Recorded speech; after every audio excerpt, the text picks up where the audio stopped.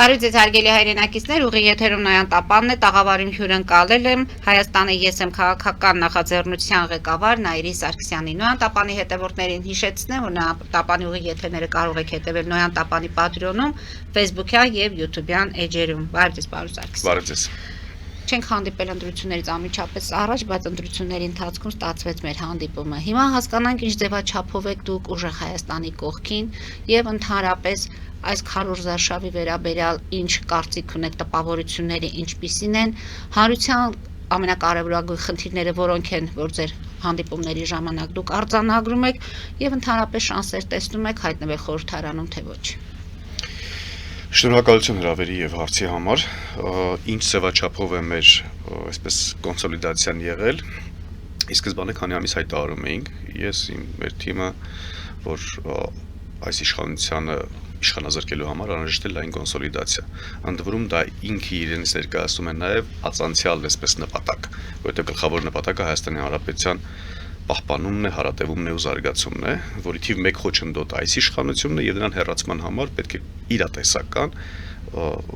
հաշվարկներով շատ պրագմատիկ կարողանային գործընթացներ սկսել։ Հայտարարել ենք, որ անհրաժեշտ է լայն կոնսոլիդացիա եւ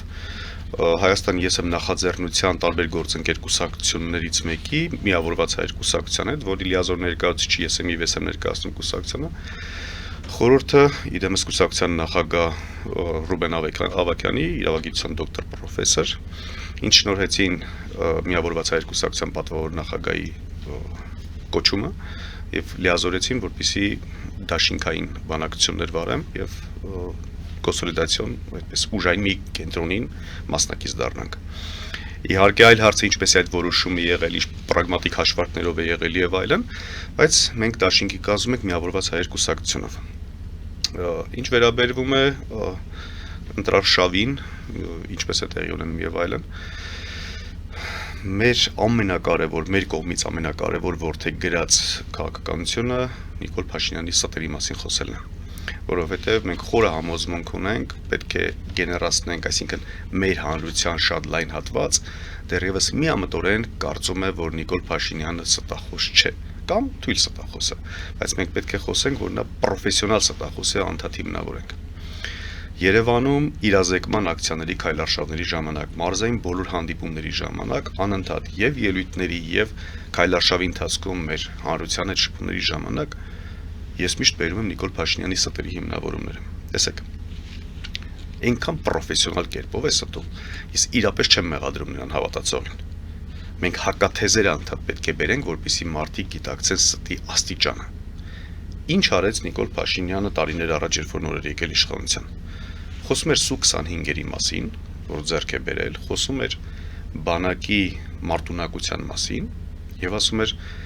Սու 25-երը հաջողությամբ իրենց մարտական առաջադրանքը կատարեցին եւ խոցեցին թիրախները։ Այնուհետև մենք ունեցանք 44 օրյա աղետալի պատերազմ, այնուհետև տարբեր բաց աղբյուրներից արդեն հայտարարություններից տեղեկացանք, որ գոյություն մեր Սու 25-երի ձեռքբերման պայմանագրեր առանց մարտագլխիկների։ Հիմա տեսեք ինչպիսի պրոֆեսիոնալիզմով պաթոսով էր ասում, գնում նստում էին ինքնաթիռի մեջ նկարվում էին ինքը պաշտպանության նախարարի եւ այլն, հետո մենք բարձեցինք, որ չկա մարտագլխիկ։ Հարց. Եթե չկար մարտագլխիկ, ի սկզբանե պայմանագրում նախատեսված էլ չէր ու չէիք էլ կարող ձեռք բերել, ինչով եք խոցել թիրախները։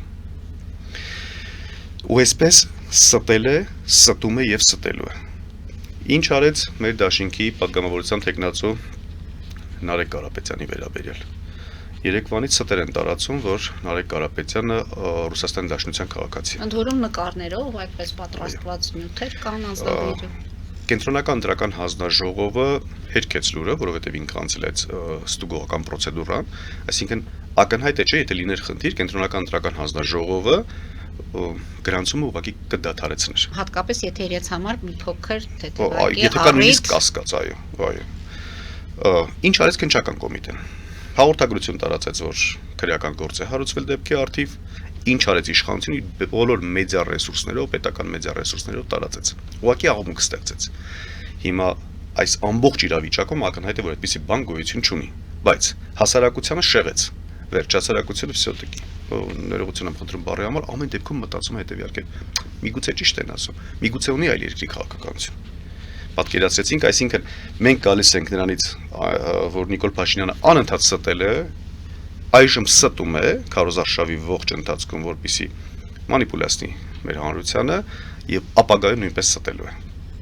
Բայց կարծես թե միայն Նարեկ Կարապետյանով չավարտվեց Սամվել Կարապետյանն էլ անդրադարձավ, այո, նույն այսպես շղթան է կարծես, որովհետեւ եթե Նարեկ Կարապետյանի դեպքում քաղաքացիությունն էր, Սամվել Կարապետյանի դեպքում ինչ որ գործակալական տարբեր փաստաթղթերի այսպես կեղծած նկարներ էին, ընդ որում եւս մեկ սուտ եկեք հիշենք, հետո նորից անդրադառնանք Սամվել Կարապետյանի դեպքին։ Չգիտեմ ինչ պայմաններում Հայաստանի ուժային կառույցներից փաստաթուղթ հանրայնացվեց, որ Ռուսաստանի թեմի առաջնորդ Եզրաս Սրբազանը ռուսական KGB-ի գործակալ է։ Այնուհետև պարզվեց, որ այդ փաստաթղթերը կեղծված են, որովհետև եթե թղթի այն ժամանակվա գույնը, տեսքը, նրա պահպանման, այսպես բնական մաշվածության տեսք հաշվի են առնում, հասկանում են, որ այդ թուղթը չի։ Եթե նույնիսկ դա գոյություն ունի, այդ փաստը համենայն դեպս այդ թուղթը կեղծված էր, իրական փաստաթուղթը չէր։ Այսինքն այս մարդիկ հետևողականորեն անընդհատ մեր հանրությանը գտնում են վարկանիշ ունեցող մարդկանց, ազդեցություն ունեցող մարդկանց, անընդհատ փորձում են վարկաբեկեն։ Հիմա եթե Նարեկ Կարապետյանի պարագայում գոյություն ուներ կենտրոնական ընտրական հանձնաժողով, որը այսպես նախահարցակ կերպով հայտարարեց, որ չէ, ամեն դեպքում մենք չենք գտել որևէ հակասություն։ Ամեն դեպքում նրանց գործունեության վրա էր ինչ-որտեղ տվեր գծում, չէ՞։ Այո, իհարկե։ Սամվել Կարապետյանի դեպքում չկար որևէ պետական մարմին, որը կարող էր պաշտպանել Սամվել Կարապետյանին, որովհետև Սամվել Կարապետյանը այս բան չի անցանում падգամավորության տեխնացու եւ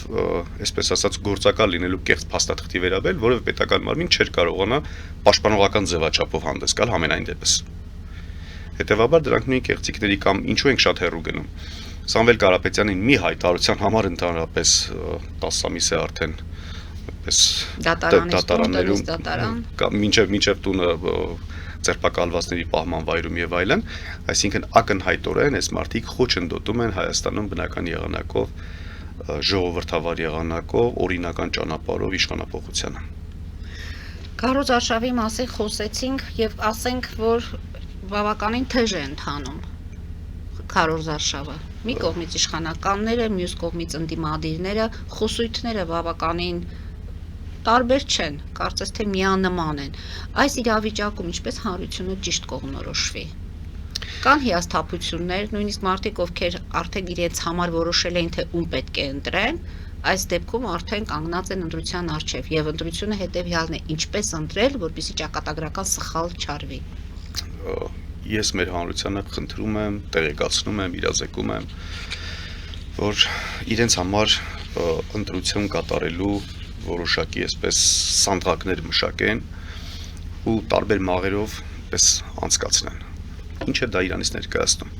Առաջին հերթին պետք է կենտրոնանալ այս իշխանությանը մերժելու վրա։ Այս իշխանությունը սուտն է, ստի մարմնացումն է։ Եթե մենք պատրաստ ենք բոլորով հանդուրժենք սուտը եւ սուտասանին, ապա անիմաստ է խոսել արդեն ընդդիմադիր ընդհանրապես դաշտի մասին, անկախ ընդդիմադիրների կեցվածքից, պրոֆեսիոնալիզմից, քարոզարշավի իրականացման եղանակից։ Դրանք բոլորը դնում ենք մի կողմ։ Նիկոլ Փաշինյանը եկել է իշխանության, խոսելով արագաչափերի թվաքանակի նվազեցման մասին, վարկային բեռի տանելիության մասին, վարկային տոկոսադրույքների նվազման մասին, հարկային բեռի տանելիության մասին, բարենպաստ ներդրումային բիզնես միջավայրի ստեղծման մասին, խոսում էր տնտեսական հեղափոխություններից եւ այլն, որևէ բան չի իրականացրել։ Նիկոլ Փաշինյանը բացառապես Հայաստանի քաղաքացիների բեռը ավելացրել է։ Նիկոլ Փաշինյանի կառավարման ժամանակահատվածում աղքատությունը ըստ վերին գծի շարունակում է լինել 40%, չի նվազել ընդհանրապես։ Ծայրահեղ աղքատությունը չի նվազել ընդհանրապես։ Նիկոլ Փաշինյանը մեզ խոստանում էր անվտանգություն, նույնիսկ Արցախի այն ժամանակվա նախագահին էլ բերում կողքը նստացնում էր, ասում էր երբեք Ստեփանակերտի ու Արցախի օդը այսքան պաշտպանված չի եղել, նրանք անդադ ստերի շղթային ստեղծում ու իրենք այդ ստերի շղթայի մեջ նույնիսկ մոլորվում էին։ Քանի փաստ բերեն, որ Նիկոլ Փաշինյանը խաբեց, սիրելի երևանցիներ, ամենաշատ բեռը դուք եք տեսել, ձեր գույքարկը բարձրացրեց եւ ասում էր պետք էր մետրոյի կայարան կառուցել, ուր է մետրոյի կայարանը։ Սիրելի քաղաքացիներ, Նիկոլ Փաշինյանն ասում է 8 միլիարդ պարտք ավելացրել եմ ու տարել զինամթերք եմ առել, այնինչ պարզվեց, որ Մայիսի 28-ին կտեսնենք դա։ Սուերը, եկեք ժամանակից առաջ չգնենք, որովհետև մենք տեսել ենք սուեր, մենք տեսել ենք առանց մարտագլխիկի սուեր, այսինքն նույն բանը կլինի, մենք խոսենք ամսի 29-ին դրա մասին, թե դրանից որն էր սուտ եւ ինչ էր։ Նիկոլ Փաշինյանը խոսում էր բարեկեցության մասին, այնուհետև ասում էր աղքատությունը ձեր գլխի մեջ է, դուք դրա համար չեք կարողանում հարստանալ։ Դուք որ անգլերեն չգիտեք, դրա համար ձեր մոշը լավ չի աճում։ Այսինքն, քանի սուտ թվարկեմ, Նիկոլ Փաշինյանին ասում ես 8 միլիարդը բա զենք չես առել, դու ստում ես, որովհետև պաշտպանության նախարարության բյուջեն մենք դա նկատում ենք, չէ՞, ինչ եք ձեռք բերել, ինչ ձեռք չեք բերել։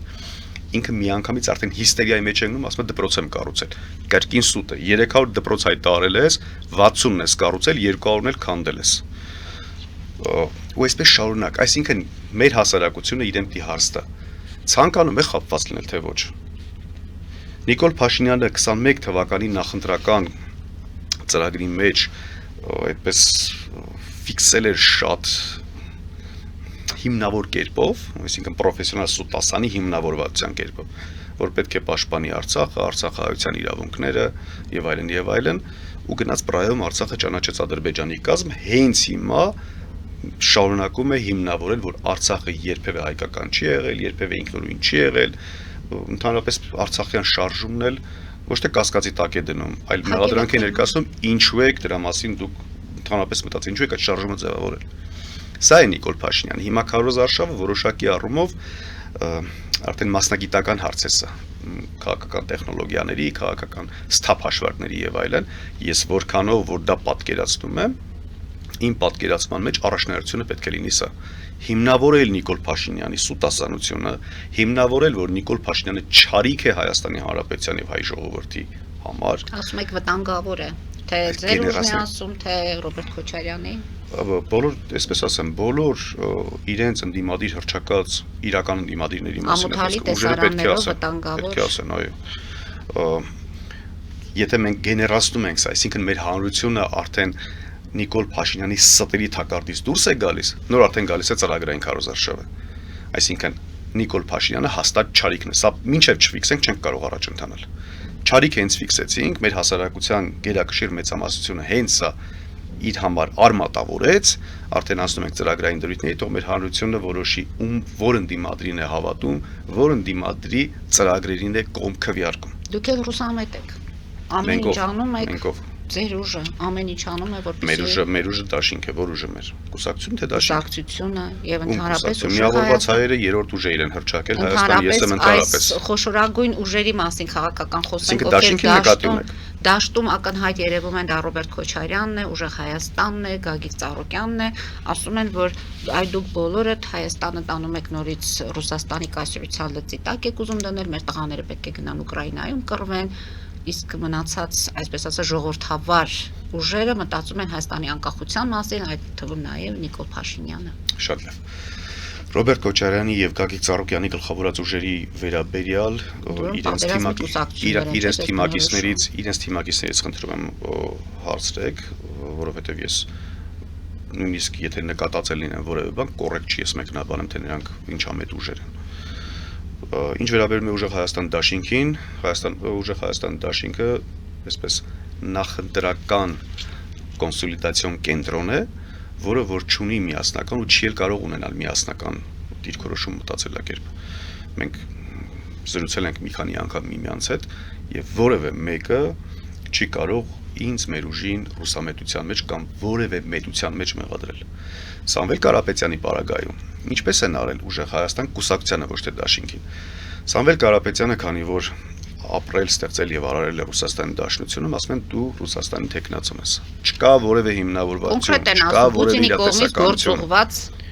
որտեղ են այդ հիմնավորումները։ Եթե Պուտինի կողմից գործողված են, ապա ինչու են կեղծում Նարեկ Կարապետյանի, այսպես Ռուսաստանի քաղաքացիության վերաբերյալ տվյալները, ինչու են կեղծում Սամվել Կարապետյանի ինչ որ օտարերկրյա ուժային կառույցներում աշխատելու փաստերը,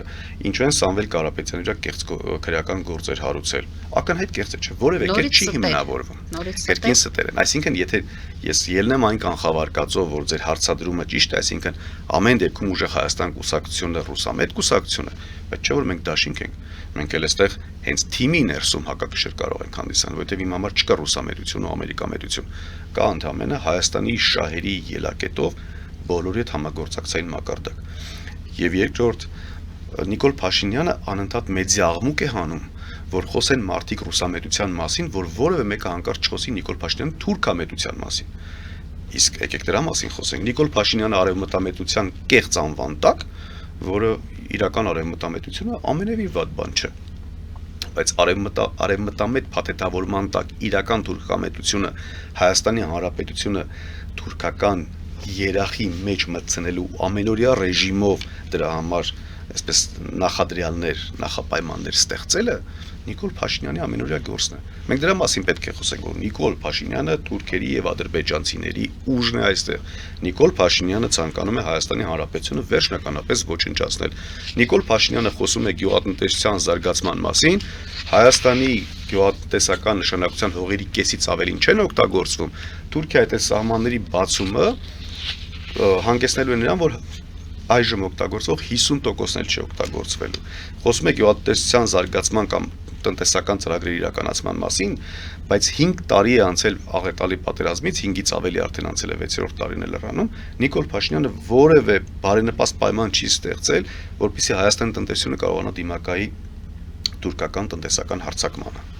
Ինչ է այս մարդը, այսինքն նա դուրս է գալիս, ասում է պատերազմի եռագլուխ կուսակցություն կեղծ անուն է հորինել, ստում է, որպեսզի խաղաղության օրակարգը առաջ տանի։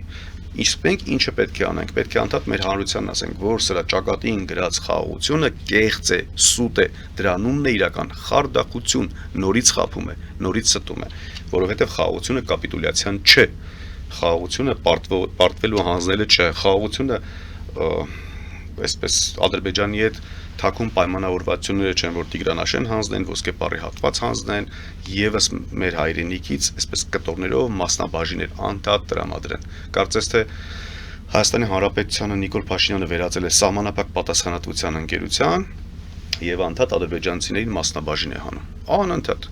ինչը ցանկանում են պահանջը գալիս է անմիջապես մասնաբաժին Եվ դա է պատճառը, որ չեն կրակում։ Տեսեք, կրակելու համար Դե որտեղ դա էլ է, չէ։ Դա էլ է իհարկե պատճառ, բայց պատճառները շատ ավելին են։ Կրակել այդպես հեշտ գործ չի։ Կրակելու համար առաջին հերթին պետք են գեոպոլիտիկ համաձայնություններ։ Ով է տալու այդ համաձայնությունը Ադրբեջանին, որ կրակի։ Այսինքն կրակելը այս турբուլենտ տարաշրջանում, որ ամեն օր ամեն վայրիկյան բան է փոխվում, օրինակ Ռուսաստանն ու Ամերիկան անընդհատ միմյանց հետ բանակցությունների մեջ են, Եվրոպան իր դերակատարում ունի, Չինաստանն իր դերակատարում ունի, մեր բարեկամ ու հարևան Իրանը այլ կերպ է ներգրավված է ամեն ինչի մեջ, այս турբուլենտության մեջ կրակել այդպես հեշտ գործ չէ։ Երկրորդ, կրակելը շատ այսպես որևէ երկրի զավթման մեջ ամենավերջին կոմպոնենտն է, որ պետք է օգտագործել, ընդ որում չցանկանալով օգտագործել, որովհետև կրակելով ու պատերազմով երկրները ուղղակի վերցնելը շատ ավելի թանկ է նստում, շատ ավելի էժան է փափուկ ուժի գործադրմամբ ու կիրառմամբ հասնել ցանկալի նպատակին, քան թե կրակել, հետո վաղը մյուս օրը ստանալ ագրեսորի կարգավիճակ։ Ադրբեջանը ձեզ։ Այո, Ադրբեջան եւ Թուրքիան միասին։ Ադրբեջանը միայնակ դա չի կարող իրականացնել։ Նրանք երկուսով են իրականացնում։ Չեմ կարող ասել ինչ այդպես չափաբաժիններով է իրենց մեր բաշխումը կատարված, որքան է Ադրբեջանը, որքան է Թուրքիան, բայց միասին ծրագրավորված իրականացնում են։ Հայաստանին փորձում են այսպես երկու կողմից սխմելով, ճզմելով, ուղղակի վերացնեն Հայաստանը դարձնեն աշխարհագրական տարածք, որտեղ հայերը կարող են թուրքական կամ վերջերս արդեն նկատելի է ադրբեջանական լծի եւ կառավարման տակ ապրել։ Նկատի ունեք բեռները, որոնք գալիս են Ադրբեջանի տարածքով։ Շատ լավ հիշեցրեցիք, դա ստերից եւս մեկն է, ուրեմն երբ որ դեռ գոյություն չուներ Արցախյան 44-օրյա պատերազմ, երբ որ դեռ գոյություն չուներ որևէ տեսակի այսպես շատ ավելի սրված հարաբերություններ, ինչը կար գիտեինք, որ ճշնամական տրամադրվածությունը եւ մի օր կարող է այդ պատերազմը լինել, նույնիսկ այն ժամանակ Ադրբեջանի տարածքով բեռ է եկել Հայաստան։ Ուղղակի դա չի դարձել PR-ի առարկա, գիտեք ինչու։ Որտեղ Ղազախստանից ներկրման պարագայում շատ դեպքում օրինակ կարող է ղազախական ընկերությունը բեռի վաճառքի հետ ունենալ պայմանագիր բեռը մինչև նշանակման վայր հասցնելու։ Պատկերացրեք, երկու կողմը պայմանավորում են միմյանց հետ առևտուր իրականացնելու, ղազախական կողմը վաճառում է, հայկական կողմը ձեռք է բերում։ Մի կողմը պետք է տրանսպորտային, այսինքն բեռնափոխադրման հարցերը վերցնի իր վրա։ Աշխարհում ընդունված է կամ ձեռք բերող կողմն է դա իր վրա վերցնում, կախված տրանսպորտային կազմակերպությունների, այսպես նպատակահարմարություններից, սակագներից, մատակարարման արագությունից եւ այլն, կամ ուղարկող կողմը։ Սա ուղղակի ապրանքի բեռի շուտ նշանակման վայր հասցնելու եւ ավելի մատչելի գնով հասցնելու այս երկու կարևորագույն կոմպոնենտից ելնելով որոշումը։ Շատ են եղել դեպքեր, ես վստահեցնում եմ, կազմակերպությունների եւ գործարարների անուններ չտամ ուղղակի, որովհետեւ չի կարելի դա։ Նկատի ունեք միջև այս, որ Մինչև այս հանրությունը եղել է, ակնհայտ տեսավ, այո։ թե որտեղից են գալիս Ղազախական կողմը Ադրբեջանի միջոցով եկե բեռը հասցրել է Վրաստան, Վրաստանից հասցրել է Հայաստան։ Ադրբեջանը ինչ է շահել դրանից։ Այսպես թե այնպես բեռը պետք է գար հասներ Հայաստան։ Կարող էր X գումարի չափով թանկ լինել, բայց Ադրբեջանը ճանապարհից օգտվելու վճար է գանձել, այսինքն ինքը իր օգուտը քաղել է։ Սա սովորական տնտեսական համագործակցություն է։ Բայց պետք է լինի մյուս կողմի համաձայնությունը չէ, որ այդ ճանապարհը նա օգտագործի։ Նկատի ունեմ Հայաստանի, եթե գալիս է Ադրբեջան։ Հայաստանը ընդհանրապես կապ չունի դրա հետ, որովհետև Ղազախստանից մտնում է Ադրբեջան տրանսպորտը, Ադրբեջանից գալիս է Վրաստան։ Գալիս է Վրաստան, Ադրբեջանը դրանից շահում է ճանապարհից օգտվում։ Կողմի համար տարբերություն չկա, թե իր ապրանքը։ Հայկական կողմի համար պետությունը նույնիսկ տեղյակ էլ չի լինում դրանից, գործարարի համար կա մեկ շահ։ Ավելի էժան է թե ոչ։ Նկատի ունեք, որ գործարարները այդ ամենը կիրառել են, պարզապես աղմուկ չի եղել։ Աղմուկ չէ, որովհետև իմաստ չկա, հասկանում եք դրա։ Իսկ այս աղմուկը արեստացին է եւ ինչպես դուք եք ասում, կեղծ է։ Տեսեք, էկոնոմիկայի նախարարը իմացավ ղազախական լրատվամիջոցներից, որ բեռը Ադրբեջանի տարածքով է եկել, գնաց այրում կայարանում, ուղղակի PR-վում էր, նրանց ընդամենը մի հատ առիթ էր պետք որ գնան ասեն, տեսեք, հայ-ադրբեջանական հարաբերությունները զարգանում են։ Կեղծ է, չկա այդպիսի բան։ Եթե զարգանում են, ինչի ադրբեջանից միանգամից Հայաստան չմտավ բեռը։ Դրանք կեղծիքներ են ուղղակի, չկա այդպիսի բան, եւս մեկ անգամ վստահեցնում եմ, այսինքն մեր հանրության անդադ պետք է մեդիա տերորի մեջ են հասկանում եք, առավոտից երեկո պետական լրատվականներ, իշխանական լրատվականներ, հեռախոսը բացում թերթում են իշխանական քարոզն է, հեռուստատեսությունը միացնում են իշխանական քարոզն է, այդ տեղեկատվական տարափի մեջ չեն կարողանում սուտը ճշմարտությունից տարբերակել։ Սա է խնդիրը։ Պարոն Սարգսյան, դուրս գանք կարճատև գովազդային դադարի, որից հետո շարունակենք մեր զրույցը։ Հարգելի հայրենակիցներ, հետևեք քիչ անց կվերադառնանք տաղավար եւ կշարունակենք։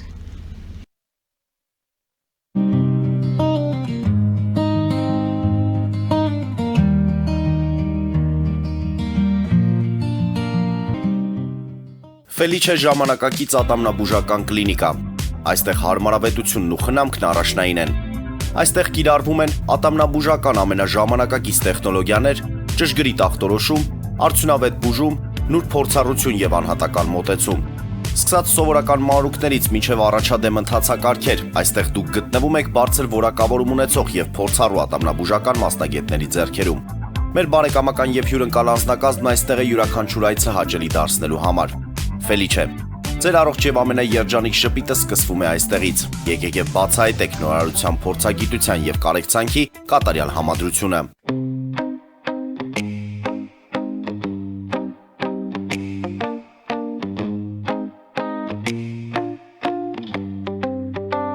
Երևանի եւ Զովունիի սահմանին գտնվող ալպիական թաղամասում սկսվել է 2, 3 եւ 4 սենյականոց բնակարանների նախնական ամրագրում։ Առաջարկում ենք նաեւ թաունհաուսներ արդեն պատրաստ եւ կառուցվող։ Բնակարանների արժեքները սկսվում են 50,000 ԱՄՆ դոլարից մինչեւ 140,000 ԱՄՆ դոլար, իսկ թաունհաուսներինը 160,000 ԱՄՆ դոլարից 170,000 ԱՄՆ դոլար։ Մանրամասների համար այցելեք մեր պաշտոնական կայք alpiakan.am կամ զանգահարեք +374 44 201 066։ Ամրագրում կարող եք կատարել մինչև ապրիլի 30-ը։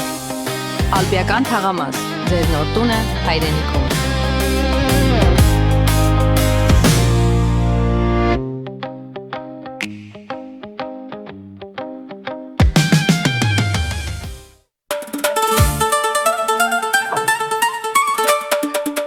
Երևանն եք ուղարկում։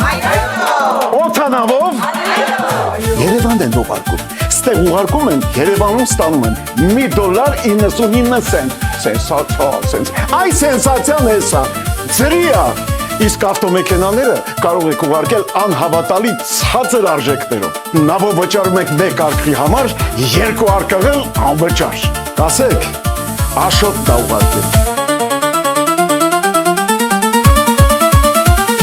Jackpot հագուստի խանութը երկրորդ մասնաճյուղն է բացել Գլենդելի սրտում, որտեղ կարող եք ձեռք բերել եվրոպական եւ ամերիկյան ընտիր հագուստեղեն, կոշկեղեն, աքսեսուարներ, պայուսակներ ամենահարմար արժեքներով։ Նաեւ կարող եք ցանկացած ապրանք պատվիրել եւ ձեռք բերել կարճ ժամանակում։ Jackpot-ի Գլենդելի հասցեն է 1135 North Pacific Avenue, հեռախոս 818 813 2252։ ջակփաթ հագուստի լավագույն կենտրոնը Գլենդելում։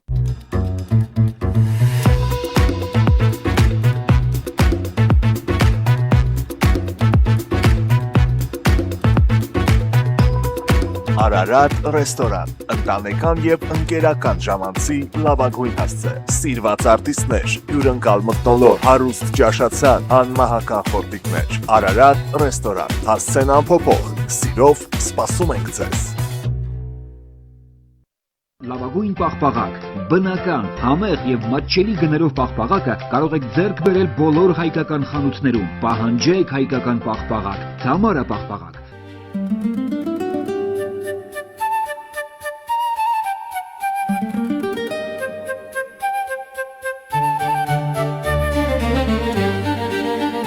Նոյան տապան տպարան, Նոյան տապան հրատարակչություն, շարվածքից մինչև տպագրում, զանգահարեք, գրեք, այցելեք, միասին պատրաստենք ձեր գիրքը, ամսագիրը կամ թերթը, որտեղ նշվելու է, տպագրված է Նոյան տապանում։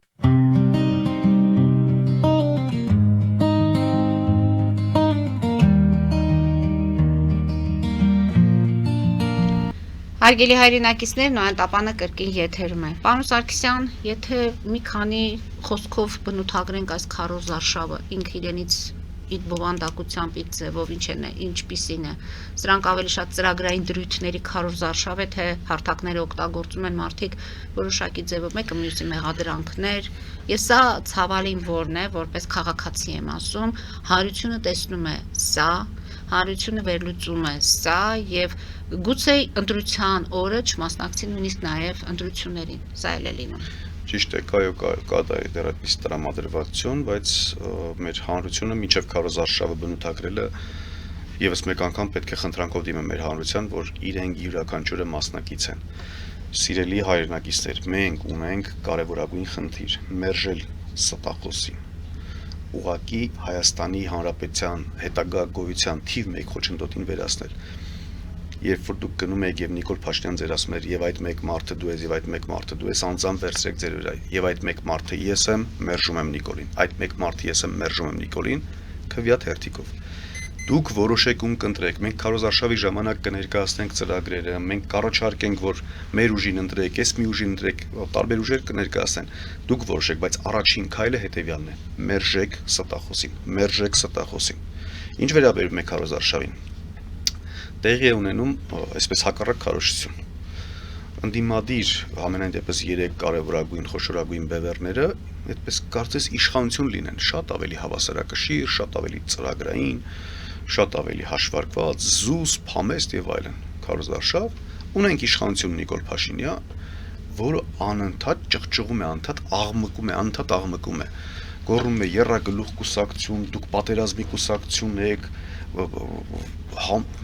չեմ կարող նույնիսկ եթերում նրա բառապաշարը խոսել, որտեղ ամոթ է։ Այդ դեպքում աղմուկի պատճառը ո՞րն է։ Նիկոլ Փաշինյանի աղմուկի պատճառը ո՞րն է։ Մի շատ կարևորագույն բան գոյություն ունի։ Իշխանությունը սովորաբար գնում է քարոզարշավի հաշվետվությամբ։ Ինչ է արել եւ ինչ պետք է Այո, անի։ 5 տարի առաջ խոսք է տվել, չէ՞, 5 տարվա ընթացքում ինչ է անելու։ Մենք զրույցի սկզբում որոշակին թվարկեցինք ինչ էր խոստացել, որը տրամագծորեն ամբողջությամբ հակառակն է իրականացրել։ Հիմա ակնհայտ է, չէ՞, որ նա չի կարող հանրության հաշվետվություններ կայացնել։ Նորից եմ հիշեցնում 8 միլիարդ պետական պարտքի մասին, որ ասում էր դպրոց ենք կառուցել։ Թվերը ասեցի 300 դպրոցից հայտարարված կառուցել ընդամենը 60-ը, բայց զուգահեռ 200-ն էլ քանդել է։ Այնինչ կարելի է օրինակ վերանորոգում իրականացնել ու փորձում է դրա շուրջ ինքը իր քարոզարշավը ծավալել։ Նիկոլ Փաշինյանը, քանի որ չի կարող հաշվետվություններ կայացնել, հետեւաբար պետք է աղմուկ գեներացնի, հետեւաբար պետք է ցեղ շպրտի իրեն հակառակորդ ուժերի ուղղությամբ։ Սա է նրա քարոզությունը։ Հիմա մի կողմից պետք է հակադարձես, ասես այդ ձախողված սուբյեկտ եւ հակաթեզերը այդպես իրա ներկայացնես, հաջորդ կողմից շատ դեպքերում քո արժանապատվությունից ցածր է լինում է։ Ներողություն մի հատ ոչ եթերային այսպես խոսքի համար էլի համբալներով եւ այլներով որ սկսում է խոսել, դա ընդհանրապես ընտրեցի։ Բայց միայն ինքը չի խոսում։ Համաձայն եմ, բայց դա ընդհանրապես ընտրեցի մեջից ամեն այդպես գոնե եթերային խոսք է էլի, շատ, որովհետեւ շատ ավելի չափերն անցնում։ Գիտեք, եթե մենք օրինակ ես նույն բառապաշարով եթե իրեն հակադարձեմ, ես դրանով նրան չեմ վիրավորի, որովհետեւ նրան վիրավորել անհնար է։ Ես ինքս ինձ եմ վիրավորում։ Ես նշանակում պետք է իջնեմ այդ մակարդակին, որ Նիկոլ Փաշինյանի հետ միգուցե սա նրա նաև երազանքն է, որովհետև հակառակորդի թաղթելու համար պետք է առաջին հերթին նրան քաշես քո դաշտ, Ջոն Նիկոլ Փաշինյանը ճահիճի մեջ է, ինքը ամենաստորին հատվածում է գտնվում։ Պետք է բարձունքից մարդկանց քաշի իր դաշտ, որտեղ ինքը հաստատ հաղթելու է։ Մենք չենք կարող հասկանում եք անամոթության ճահիճում մենք չենք կարող կռվել, որովհետև մենք ամոթի զգացում ունենք։ Ստախոսության ճահիճում մենք չենք կարող կռիվանալ, որովհետև մենք խոսքի արժեքի գիտակցում ունենք։ Սա է քարոզարշավիությունը, որ Նիկոլ Փաշինյանը փորձում է անդադ շեղել հանրությանը։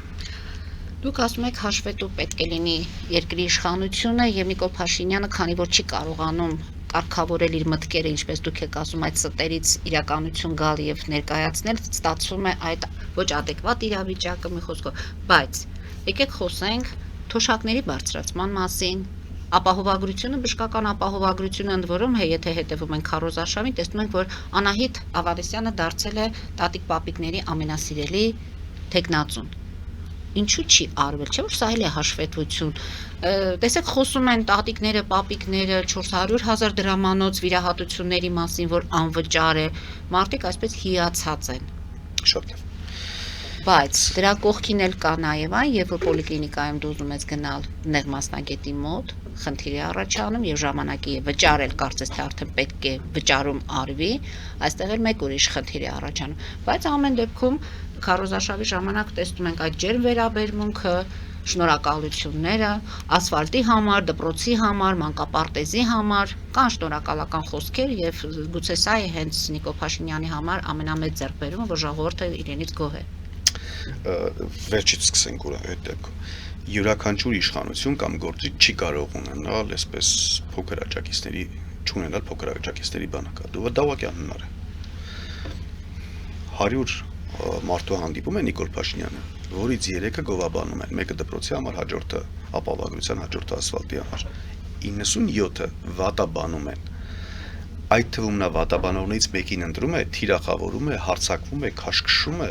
անպատվում է։ Այդ վատաբանողներին դուք գումար եք տալիս, 200,000 դրամ եք տալիս, կաշառքներ եք տալիս։ Իսկ ինչու նման դեպքերը չեն բացահայտվում։ Ինչ վերաբերվում է կենսաթոշակների բարձրացմանը։ Կենսաթոշակների բարձրացման համար իրական հնարավորություն կա, ուրեմն գոնե ես սկսել եմ դրա մասին խոսել մոտավորապես 1 տարի առաջվանից, որ կենսաթոշակառուի կյանքը Նիկոլ Փաշինյանի կառավարման տարիներին նվազագույնը վատթարացել է եւ կենսաթոշակառուի կենսաթոշակը նվազագույն 11,000-ով նվազել է։ Սա նվազագույնի մասին է խոսքը, այսինքն հաշվի առնելով գնաճը, առաջնային այդպես ձեռքբերման ապրանքների մոտավորապես 40%, հաշվի առնելով կենսաթոշակի չափաբաժինը, ուղղակի սովորական հաշվարկով 11,000 նվազել էր։ Անդադ խոսում ենք դրա մասին։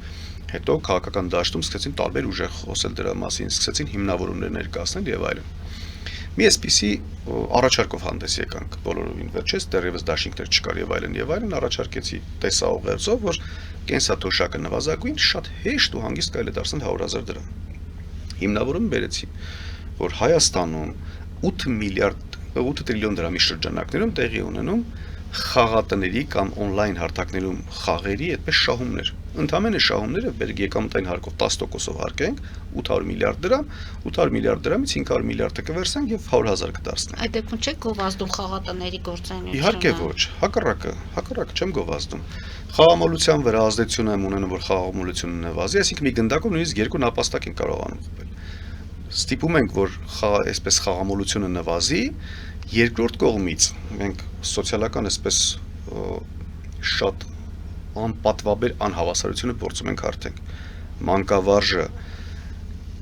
աշխատում է եւ 20% եկամտային հարկ է վճարում, դուք ամեն օր տանջվում հանրության հետ աշխատանք եք տանում 20% ձեր աշխատավարձ եկամտային հարկ եք վճարում։ Ես գնում խաղում եմ, գումար եմ շահում, ընդհանրապես հարկ չեմ վճարում։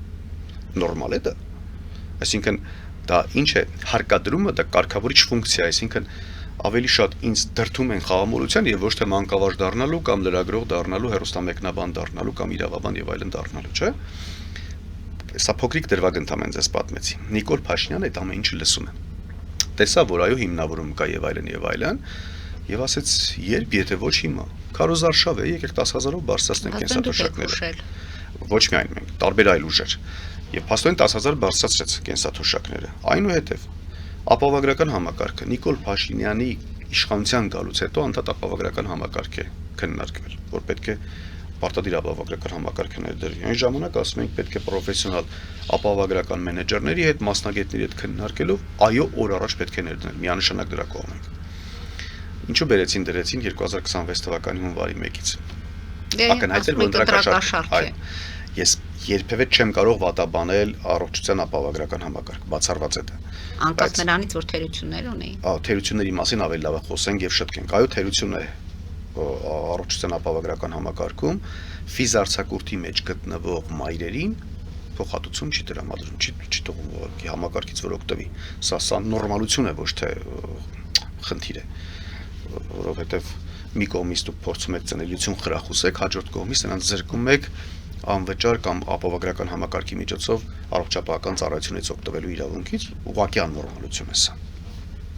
Բայց գիտեք, դետալային քննադատությունը իմը չէ, դետալային քննադատությունը հետեւյալ կերպ կարող է գնալ։ Մենք կարող ենք ուղղակի կազմակերպությունով թիրախային, պաշտոնական նամակով ինչ արել ենք մեր գործունեության այն սկզբից։ Կետարկել։ Դիմել ըստ կետերի, ասել այս կետերը փոփոխության ենթարկեք։ Հանրայնացնել եւ այլն, դրանք արդեն գործիքներ են ընդամենը, որ ներազդենք դրանք շատ ավելի արագ իրականացնեն։ Ինչ վերաբերում է առողջության ապահովագրության համակարգին, սրա վտանգները այլ տեղ են թաքնված։ Քանի որ ես չեմ վստահում Նիկոլ Փաշինյանին եւ նրա կառավարությանը, առաջին սուտասան են։ Ակնհայտ է, որ ապահովագրական համակարգը ներդրել են որպես ընտրակաշառք։ Նրա նախարարները, նրա անձնակազմը, եթե վերընտրվեն։ Չէ, լինելու է, այլ հարցը ինչ կին ենք վճարելու դրա համար։ Սա ամենակարևոր հարցն է։ Յուրաքանչյուր գործողության համար ինչ կին ենք վճարելու։ Երկրորդ, քանի որ նրանք պրոֆեսիոնալիզմից հեռու են, նրանք պոպուլիստ են, նրանք ստախոս են, նրանք Հայաստանի Հանրապետության գոյության համար չեն պայքարում, այլ հակառակը չգոյության համար են պայքարում։ Մի հատ խաբեության մեծ ծուղակ են ստեղծել։ Տատիկ պապիկները այսօր ծափահարելու են, այսօր գոհ են լինելու, որ 400,000 դրամանոց այո աչքի տեսողության վիրահատությունը չեն կարողացել իրականացնել, այժմ իրականացնում են։ Բայց տատիկ պապիկների աչքի վիրահատությունով ծուղակի մեջ են գցում տատիկ պապիկների դեռևս քվեարկելու իրավունք չունեցող թորնիկներին։ 18 չլրացած թորնիկի համար տատիկ պապիկին այսօր Նիկոլ Փաշինյանը թորնիկի հաշվին լավություն է իրականացնում ու դիվիդենդներն ու դափնիները ինքն է ստանում։ Այնինչ թորնիկը հենց դարձավ 18 տարեկան, նա պարտավոր է աշխատել, հարկ վճարել, որովհետև Նիկոլ Փաշինյանը այս համակարգը այնքան սխալ է ու կեղծ է գծել, որ պետք է լրացուցիչ ստիպված է լինել պետական պարտներ գրավել։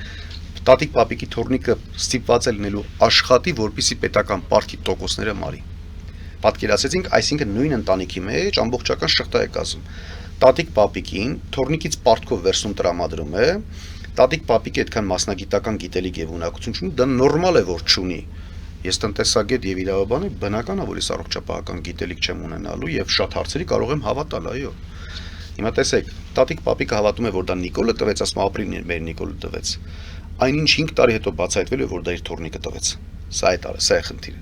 Ես չեմ ցանկանում անազնիվ լինել մեր հանրության հետ եւ ընտանիքի մեկ անդամից վերցնել։ Դա գիտեք ինչի է մոտավորապես նման, որ այդպես ծնողից հարևանը գնա պարտքով փող վերցնի, հետո բերի տա, ասենք, այդ նույն ծնողի զավակին, այսինքն հարևանի զավակին, ու այդ ամբողջական ընտանեկան ֆինանսական շղթայի մեջ ինքը ներգրավվածություն ունենա, լավամարդ դուրս գա։ Հիմա Նիկոլ Փաշինյանը լավամարդ է։ Նիկոլ Փաշինյանը մտել է բոլորի ընտանիքները կեղծիքով ու ստով ու խառնում է այդ ընտանիքը։ Բոլորի ընտանիքներում ինքը խառնակցությամբ է զբաղված, խարդախությամբ է զբաղված։ Պարոն Սարգսյան, Սամվել Կարապետյանի ինչին է պետք աթոռ կամ ինչ-որ լծակներ։ Սա էլ են չէ քննարկում, որ օրենքով չնախատեսված, մի խոսքով ձեր հանդեպ այդ մեղադրանքները կա, որ ինչներին է պետք։ Որպես բարերար, որպես գործարար, քիչ բան չի արել, շարունակում է անել։ Տեսեք, օրինակ իմ ինչն էր պետք քաղաքականությունը։ Հարց է, չէ։ Ես ինչու ընդհանրապես մտա քաղաքականություն։ Բավականին լավ աշխատանքով ապահովված եմ եղել, բավականին բարեկեցիկ ապրել եմ, շատ երեք չկա բան, որից չեմ օգտվել։ Շատ հեշտ էր ինձ համար ապրել։ Ինչու ի վերջո մուտք գործեցի քաղաքականություն։ Վստահեցնում եմ, որ նույնիսկ վարչապետին պատկանող աշխատասենյակից եւ աթոռից շատ ավելի հարմարավետ աշխատասենյակ եւ շատ ավելի փափուկ աթոռ ունեմ։ Ներողություն եմ խնդրում։ Եվ գուցե շատ ավելի անվտանգ, շատ ավելի անխոցելի եւ այսպես ուժային կառույցների, տարբեր անձանց եւ այլն աչքից հեռու հանգիստ, բոլորի հարգանքը վայելելով իմ մասնագիտական այսպես շահառուների, բոլորի սերն ու հարգանք վայելելով հանգիստ ապրում էի։ Բայց ինչ էր տեղի ունենում իմ հետ, երբ որ ես գնում էի իմ գյուղ։ Համատարած աղքատություն, դժվարություն եւ այլն։ Ինչ էր տեղի ունենում Երևանի փողոցներում, որտեղ քայլում էի, ինչ էր տեղի ունենում իմ հարևանների հետ, որտեղ ապրում էի։ Յուրաքանչյուր մարդ սոցիալական կարգավիճակի բարելավմանը համապատասխան պետք է ունենա սոցիալական պատասխանատվություն։ Եթե դու սուպերմարկետից երկու այսպես լեփ-լեցուն տոպրակներով վերադառնում ես տուն եւ տեսնում ես, որ քո հարևանը դուռը բացեց կամ հարևանի զավակը գլազոկից նայեց եւ տեսավ դու ինչպիսի բեռնվածությամբ ես տուն գալիս, բայց իր տանը հենց այդ օրը հաց չկա, եթե դու սոցիալական պատասխանատվություն չես ստանձնում, նշանակում է դու անհոգի, անսիրտ, էգոիստ, ես այդ մարդկանց չեմ ընդունում։ Հետո ես ինձ համար ունեի նաև հարցեր։ Ով եմ ես որպես զավակ։ Արդյոք ես եթե իմ ծնողների տրված կրթության ու դաստիարակության հաշվին ունեմ հաջողություն, ես պարտավոր եմ, չէ՞, նրանց բարեկեցությունն է, նրանց անվտանգությունն է, նրանց ժպիտը անդադ ավելացնել ու ապահովել։ Ով եմ ես որպես ընտանիքի հայր։ Ով եմ ես որպես ընկեր։ Արդյոք ես պետք է լավ ապրեմ, բայց իմ ընկերները նորից շարունակեն լինել դժվարության մեջ։ Ի վերջո ով եմ ես որպես ծննդավայրի օրինակ նախկին բնակիչ։ Շնորհակալ ես մինչև մագրանցում սենտեղ եմ պամ կապս անդադ են տեղի հետ է։ Սկսեցինք բարեգործական ծրագրեր իրականացնել ռոռոկման ջրերի, խմելու ջրերի, լուսավորության արտաքին, մինչև հիմա շարունակում ենք մեր գյուղին համանուն բարեգործական հիմնադրամ ենք ստեղծել, Դովեղ հիմնադրամ, որը որ համայնքային սոցիալական պատասխանատվություն ենք ստանձնել։ Եվ ի վերջո հարց է առաջանում մի օր իմ մոտ. ով եմ ես որպես երկրի քաղաքացի։ Ես այս երկրում ծնվել եմ, սովորել եմ, բարիք եմ ստեղծել ու կարողացել եմ լավ ապրել ու կարողացել եմ ինձ երջանիկը զգալ, բայց արդյոք ես պետք է միայն երկրից վերցնեմ, թե նաև պետք է տրամադրեմ։ Այս գիտակցումն է ինձ բերել քաղաքականություն, այսինքն իմ կոմֆորտ զոնայից դուրս գալ քաղաքականություն։ Հիմա ինձ համար շատ հեշտ է պատասխանել հարցին, թե ինչու է Սամվել Կարապետյանն, ինչին է պետք Սամվել Կարապետյանն աթոռը։ Դուք պատկերացեք, ես խոսում եմ ընդամենը իմ մասին։ Եկեք խոսենք աշխարհի թիվ 1 միլիարդատեր հայի մասին։ Օրենքներ խախտելով է գնում իշխանությունը ասում է։ Թիվ 1 հայի մասին ենք խոսում մենք, միլիարդատեր հայի մասին ենք խոսում։ Պարզ է, չէ, որ իմ նկարագրածից ինքը շատ ավելի բարեկեցիկ ու ամեն ինչ է տեսել այս աշխարհում։ Սոցիալական պատասխանատվությունն է կարծում եմ Սամվել Կարապետյանին բերել քաղաքականություն։ Ինչ վերաբերում է պաշտոնին անձամբ, այստեղ կարծում եմ դուք մի հնարավորություն կունենաք իրեն հարցնելու, ես չեմ հարցրել, բայց կարծում եմ գոյություն ունի վստահության խնդիր։ Այսինքն մարդ եթե ամբողջական պատասխանատվության բեռը փորձում է վերցնել իր վրա եւ այդ բեռը արտապատվիրակել մեկին, բա որ սխալվի։ Պայմանականորեն պատկերացրեք Պողոս Պողոսյանն ասում է ես այս ամեն ինչ անում եմ, բայց դուք գնում եք այս ինչ պաշտոնին, դու ես ինչ պաշտոնին, դու ես ինչ պաշտոնին ու ինքան միջական ներգրավվածություն չի ունենա։ Ես որ լինեի, ես պետք է համակարգը ստեղծեմ, վստահեմ, որ ինքան խափան աշխատելու է, չի շեղվելու օրակարգից եւ գնամ իմ վաստակած հանգստին։ Եվ ձեր ճանապարհ ուղին համարում եք, որ արդար է։ Այն ծրագրերը այդ օրենքով ասած օրենքը շրջանցում են, իշխանությունն է ասում, ես չեմ ասում, ասում են Սամվել Կարապետյանը իրավունք չունի ընտրություններին մասնակցելու, բայց եկեք ես այսպես պատասխանեմ։ Ինչի հետաքրքրել ոչ այդ փոփոխությունները, ոչ ծրագրային դրույթները։ Զրույցի սկզբում նշեցի գոյություն ունի առաջնահերթություն։ Գոյություն ունի Հայաստանի Հանրապետության ինքնիշխանության կորստի վտանգ, Հայաստանի Հանրապետության հայրի ճակատագրի անորոշության վտանգ, որը յոր հիմնավորված է բոլոր ճանապարհները, միայն թե իշխանափոխություն լինի։ Տեսեք, Հայաստանի Հանրապետության գոյության հարցն է։ Ես Հայաստանի Հանրապետության գոյության գերխնդիրը, գերակա խնդիրը թողնեմ, հետո գնամ իրավական ակտերում փոփոխություն կատարելու մասին մտածեմ, կնշանակի ես լրիվ նիկոլական օրակարգ եմ սպասարկում։ Այսինքն ունեմ նույն մտածելակերպի ինչ որ Նիկոլը, ունեմ նույն ստախոսությունը ինչ որ Նիկոլը։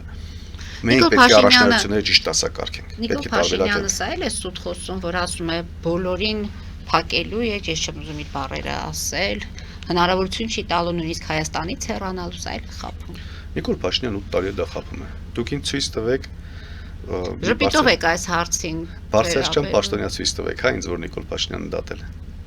Ցույց կտաք։ Այսինքն դա էլ է ստում։ Իհարկե, ամեն ինչն է ստում Նիկոլ Փաշինյանը։ Նիկոլ Փաշինյանը չի կարող որևէ, տեսեք, ստախոսության մեջ, եթե մի փոքր, վստահ եմ ուսումնասիրած կլինեք,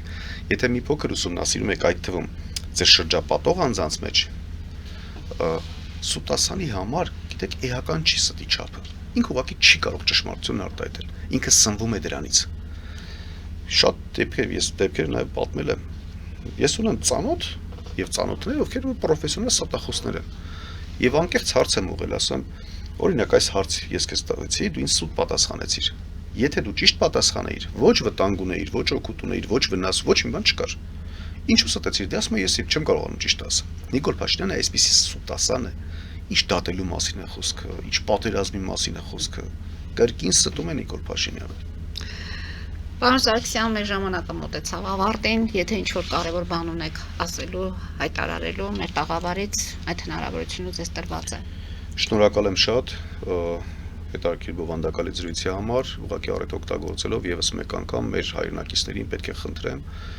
մասնակցեն անպայման դրությանը, որովհետեւ ոչ մի բան կանխորոշված չէ, Ռուսաստանը ոչինչ չի կարող փոխել, Եվրոպան ու Ամերիկան ոչինչ չեն կարող փոխել, եթե դուք դուրս եք գալիս եւ մասնակցում եք ընտրություններին։ Շնորհակալություն եմ հայտնում այսօրվա հաղորդման համար, եթե հնարավորություն լինի, մենք միջև ընտրությունները եւս մեկ անգամ կհանդիպենք, գուցե այդ ժամանակ նոր ինչ-որ բաներ կունենանք մեզ փոխանցելու։ Հարգելի հայրենակիցներ, այսօր այսքանով ավարտում ենք, հետևեք զարգացումներին, մնացեք խաղաղությամբ։